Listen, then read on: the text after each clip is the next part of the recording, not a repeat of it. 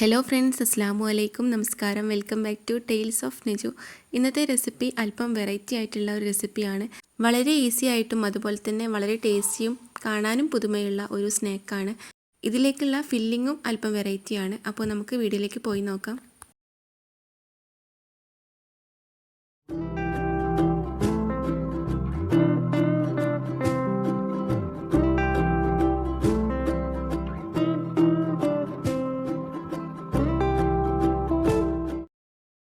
ആദ്യം തന്നെ ഇതിലേക്കുള്ള ഫില്ലിങ് തയ്യാറാക്കാം. അതിന് വേണ്ടിയിട്ട് ഒരു 300 ഗ്രാം എല്ലില്ലാത്ത ചിക്കൻ എടുത്തിട്ടുണ്ട്.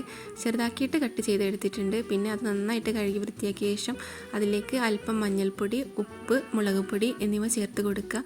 പിന്നെ ഇതിലേക്ക് 1/4 ടീസ്പൂണോളം ഗരം മസാല കൂടെ ചേർത്ത് കൊടുത്തിട്ട് നന്നായിട്ടൊന്ന് മിക്സ് ചെയ്ത് കൊടുക്കുക. പിന്നെ ചിക്കൻ എടുക്കുന്ന സമയത്ത് ഇതുപോലെ ചെറുതാക്കി തന്നെ പീസാക്കി എടുക്കണം.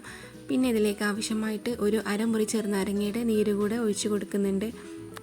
എന്നിട്ട് ഇത് നന്നായിട്ടൊന്ന് മിക്സ് ചെയ്തിട്ട് ഒരു അരമണിക്കൂറെങ്കിലും ഒന്ന് റെസ്റ്റ് ചെയ്യാനായിട്ട് വെക്കണം.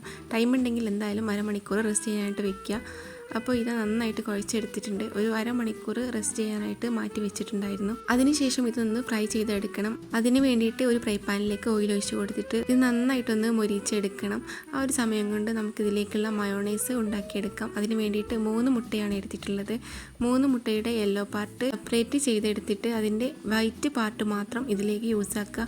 എന്നിട്ട് ഡ്രൈ ആയിട്ടുള്ള ഒരു മിക്സിയുടെ ചെറിയ ജാറിലേക്ക് മുട്ടയുടെ വെള്ള ഒഴിച്ച് കൊടുക്കുക.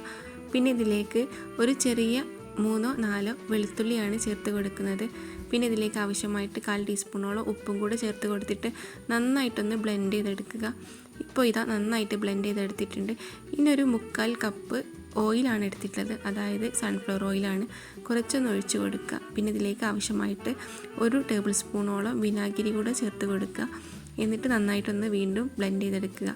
പിന്നെ ബാക്കിയുള്ള ഓയിൽ കൂടെ ഒഴിച്ച് കൊടുത്തിട്ട് നന്നായിട്ടൊന്ന് ബ്ലെൻഡ് ചെയ്ത് കൊടുത്താൽ മയോണൈസ് റെഡി ആയിട്ടുണ്ട്. ഇനി ഇതിലേക്ക് ചേർത്ത് കൊടുക്കുന്നത് പെപ്പർ പൗഡറാണ്. അപ്പോൾ 1.5 ടീസ്പൂണോളം പെപ്പർ പൗഡറും കൂടെ ചേർത്ത് കൊടുത്തിട്ട് ബ്ലെൻഡ് ചെയ്തെടുക്കുക. ഈ ഒരു മയോണൈസ് പെപ്പർ പൗഡർ ചേർത്തിട്ടുള്ള മയോണൈസാണ് തയ്യാറാക്കി എടുക്കുന്നത്. എന്നിട്ട് വീണ്ടും ഒന്ന് ബ്ലെൻഡ് ചെയ്തെടുക്കുക. മയോണൈസ് ഉണ്ടാക്കുന്ന ഡീറ്റെയിൽഡ് വീഡിയോ കൊടുത്ത കാരണം ആർക്കെങ്കിലും മയോണൈസ് ഉണ്ടാക്കാൻ അറിയാത്തവരുണ്ടെങ്കിൽ അവർക്കും കൂടെ യൂസ്ഫുൾ ആയിക്കോട്ടെ എന്ന് വിചാരിച്ചിട്ടാണ്. അപ്പോൾ ഇതാ മയോണൈസ് റെഡി ആയിട്ടുണ്ട്. ഇത് കുറച്ചും കൂടെ തിക്കാവാനായിട്ട് കുറച്ച് ഓയിലും കൂടെ ഒഴിച്ച് കൊടുത്തിട്ട് വീണ്ടും ഒന്ന് ബ്ലെൻഡ് ചെയ്ത് എടുത്തിട്ടുണ്ടായിരുന്നു. അപ്പോൾ ഇത് നന്നായിട്ട് തിക്കായി വന്നിട്ടുണ്ട്. അപ്പോഴേക്കും ചിക്കനെ നന്നായിട്ട് ഫ്രൈ ആക്കി വന്നിട്ടുണ്ട്. ഇത് ഇനിയൊരു മറ്റൊരു പാത്രത്തിലേക്ക് കോരി മാറ്റി വയ്ക്കാം. ഇനി ഈ ഒരു സ്നാക്ക് ഉണ്ടാക്കാനായിട്ട് ഒരു ഡോ തയ്യാറാക്കാനുണ്ട്. അതിന് വേണ്ടിയിട്ട് 1/4 കപ്പ് മൈദയാണ് എടുത്തിട്ടുള്ളത്. ഏത് പാത്രത്തിലാണോ മൈദ എടുത്തിട്ടുള്ളത് ആ ഒരു പാത്രത്തിൽ 1/2 കപ്പ് റവ കൂടെ ചേർത്ത് കൊടുക്കുന്നുണ്ട്. ഇതുപോലെ റവ ചേർത്ത് കൊടുത്താൽ നല്ല ക്രിസ്പി ആയിരിക്കും അതിൻ്റെ ഒരു ബേസിന് വരുന്നത്. അതിന് വേണ്ടിയിട്ടാണ് റവ ചേർത്ത് കൊടുത്തിട്ടുള്ളത്. പിന്നെ ഇതിലേക്ക് 1/2 ടീസ്പൂണോളം ഉപ്പും 1 ടേബിൾ സ്പൂണോളം ഓയിലും കൂടെ ഒഴിച്ച് കൊടുത്തിട്ടുണ്ട്. പിന്നെ ഇതിലേക്ക് ആവശ്യമായിട്ട് ഇളം ചൂടുള്ള വെള്ളമാണ് ഒഴിച്ച് കൊടുത്തിട്ടുള്ളത്. അപ്പോൾ ഇളം ചൂടുള്ള വെള്ളം കൂടെ ഒഴിച്ച് കൊടുത്തിട്ട് നന്നായിട്ടൊന്ന് മിക്സ് ചെയ്ത് കൊടുക്കുക. ഈ ഒരു മാവ് നമുക്ക് പൂരിക്കൊക്കെ പൊരിച്ചെടുക്കുന്ന ആ ഒരു രൂപത്തിൽ നന്നായിട്ടൊന്ന് കുഴച്ചെടുക്കണം. അപ്പോൾ ഈ ഒരു മാവ് കൈ ഉപയോഗിച്ച് നന്നായി കുഴച്ചിട്ട് വരാം. ഇപ്പോൾ മാവൊക്കെ നന്നായിട്ട് കുഴച്ചെടുത്തിട്ടുണ്ട്. ഇനി ഇതിൻ്റെ മുകളിലേക്ക് അല്പം ഓയിലൊന്ന് തടവി കൊടുത്തിട്ട് ഒരു അരമണിക്കൂറൊന്ന് റെസ്റ്റ് ചെയ്യാനായിട്ട് മാറ്റി വയ്ക്കുക. ആ ഒരു സമയം ഈ മാവ് നന്നായിട്ടൊന്ന് സോഫ്റ്റായി കിട്ടും. ഒന്ന് അടച്ച് വെച്ചിട്ട് അരമണിക്കൂറൊന്ന് റെസ്റ്റ് ചെയ്തെടുത്താൽ മതിയാവും.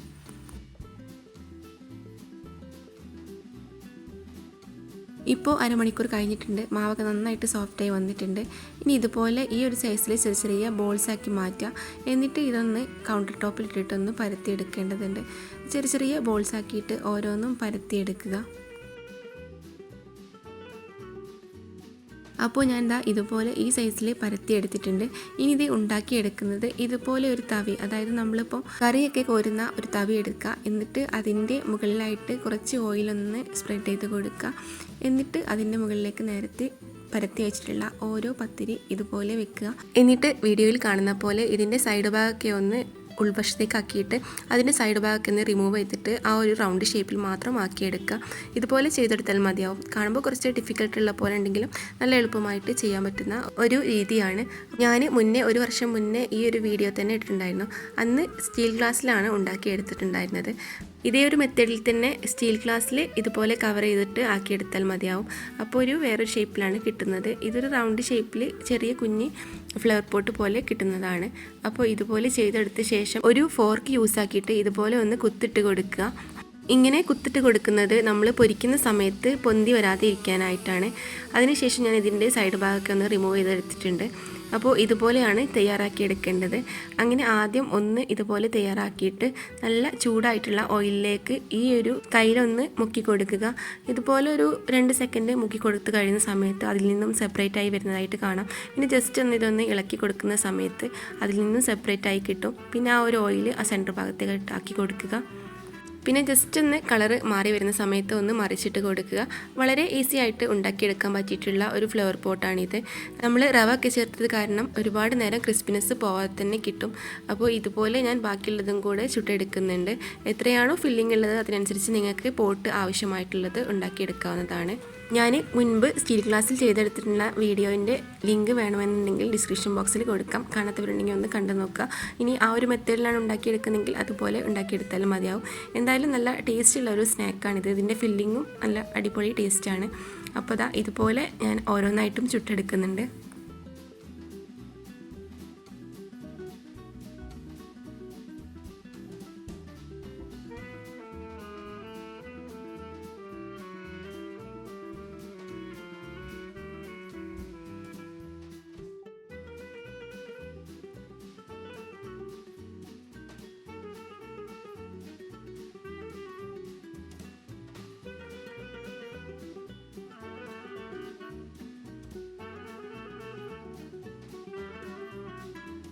അപ്പോൾ എല്ലാ പോട്ട്സും റെഡി ആയിട്ടുണ്ട്. ഈ പോട്ട്സ് കുറേ നേരം ക്രിസ്പിനെസ് ആയി കിട്ടും. അപ്പോൾ ഇതുപോലെ എല്ലാ പോട്ട്സും ആദ്യം റെഡിയാക്കി വെക്കുക. പിന്നെ ഞാൻ ഇതിലേക്കുള്ള ഫില്ലിംഗ് ആണ് ഉണ്ടാക്കിയെടുക്കുന്നത്. അതിന് വേണ്ടിയിട്ട് ഒരു ബൗൾ എടുത്തിട്ടുണ്ട്. പിന്നെ ഇതിലേക്ക് ആവശ്യമായിട്ടുള്ള വെജിറ്റബിൾസ് ചേർത്ത് കൊടുക്കുക.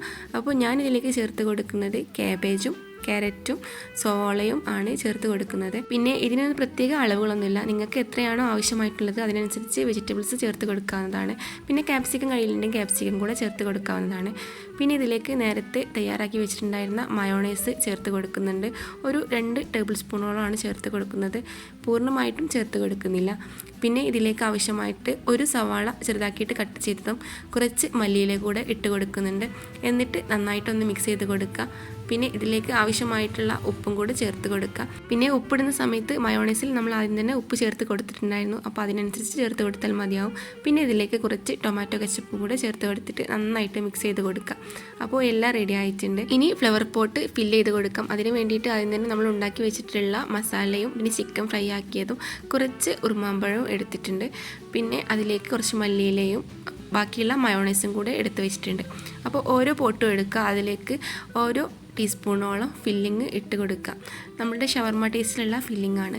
നിങ്ങൾക്ക് ഇതിൽ വേറെ ഫില്ലിങ് വേണമെന്നുണ്ടെങ്കിൽ അങ്ങ് ചേർത്ത് കൊടുക്കാം. പക്ഷേ ഏറ്റവും ടേസ്റ്റി ആയിട്ടുള്ള ഫില്ലിങ് ഇത് തന്നെ ആയിരിക്കും. പിന്നെ കുറച്ച് ചിക്കൻ പൊരിച്ചത് ഇട്ട് കൊടുത്തിട്ടുണ്ട്. പിന്നെ കുറച്ച് മയോണൈസും അല്പം കെച്ചപ്പും കൂടെ അതിൻ്റെ മുകളിലായിട്ട് ഇട്ട് കൊടുക്കുക. അപ്പോൾ ഇത് ഫില്ലാക്കുന്നതൊക്കെ നമ്മുടെ ഇഷ്ടത്തിനനുസരിച്ച് ഫില്ലാക്കി എടുക്കാവുന്നതാണ്.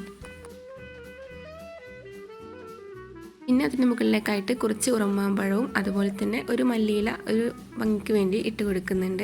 അപ്പോൾ എല്ലാ പോട്ട്സും റെഡിയാക്കി എടുത്തിട്ടുണ്ട്. നമുക്ക് വളരെ എളുപ്പത്തിൽ ഉണ്ടാക്കിയെടുക്കാൻ പറ്റിയിട്ടുള്ള ഒരു ടേസ്റ്റി ആയി അതുപോലെ തന്നെ പുതുമയാർന്ന ഒരു റെസിപ്പിയാണ്. അപ്പോൾ ഈ ഒരു റെസിപ്പി ട്രൈ ചെയ്ത് നോക്കാത്തവരുണ്ടെങ്കിൽ മസ്റ്റായിട്ടും ട്രൈ ചെയ്ത് നോക്കുക. എന്നിട്ട് നിങ്ങളുടെ ഫീഡ്ബാക്കുകളൊക്കെ കമൻറ്റ് ബോക്സിൽ അറിയിക്കുക. പിന്നെ നിങ്ങൾക്ക് എൻ്റെ വീഡിയോ ഇഷ്ടമായെങ്കിൽ ലൈക്ക് ചെയ്യുക, ഷെയർ ചെയ്യുക.